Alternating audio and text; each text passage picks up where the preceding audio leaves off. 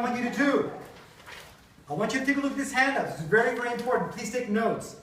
The very first row is the traditional style. The traditional style is this. Tell them what you're going to tell them, then tell them, and then at the end, tell them what you told them. So you give them an intro, you break it down, and then you recap at the end. Exactly. So, now what I do is I take it a step further. My strategy is to begin with the end in mind.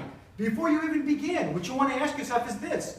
When I'm finished with my speech, what are the 3 key things that I want them to walk away with?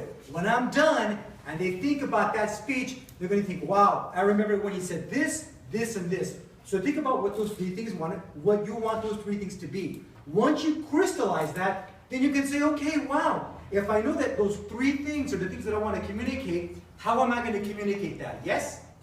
So now you're thinking, wow, I can say this, and I can say this, and all of a sudden now you've got a brainstorm session going on. Now you can say, okay, now I know what I want to tell them. And now I know how I'm going to tell it to them, and then I know how I'm going to recap. Yes? So far so good? All right. So let's go to the last row down here. This is a sample of what I'm talking about. If I wanted you to know, for example, we all know about the Winter Soldier movie coming up. You better know that's coming up. April the 4th, I'm taking the day off. If I say to you, you know what, this is the most fantastic superhero, I want you guys to know about Captain America.